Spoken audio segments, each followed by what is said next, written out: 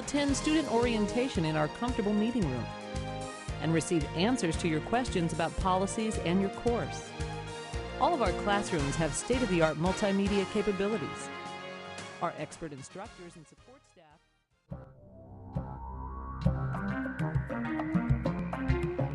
I like independent films better than regular films. When we say independent film, what do you think of? Independent film, low budget, obviously. Not too much money is going to be put into it, somewhat artsy. Someone that's not affiliated with any of the big Sundance producers? Robert Redford. I tend to think of them as better. Because they're low budget or more intense. What comes to mind when I say independent film?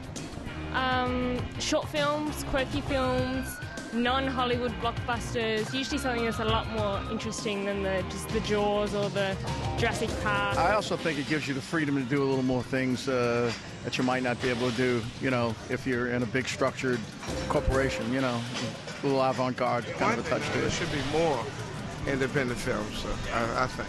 But the whole thing is the big mighty dollar. So. I'm Mark Grant, producer of Serial Intentions. I'd like to thank Film Play Links for the opportunity to have my work seen by so many people. Without the bureaucracy and the inside of Hollywood and the restrictiveness, the independent filmmaker has the chance to do and say and show what they want to be seen. And the DVD catalog has given us the opportunity to bring our work to you. Very easy to understand. Nothing that you couldn't understand. Step by step by step, it takes you. Tailor your learning, to your own needs. Whether it be you need a time off to go to the doctors or something else, and so it works.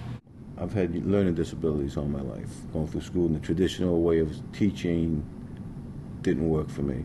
And the more I've asked questions and the more I've talked to people, more of a majority is like myself, instead of on the other end of the spectrum.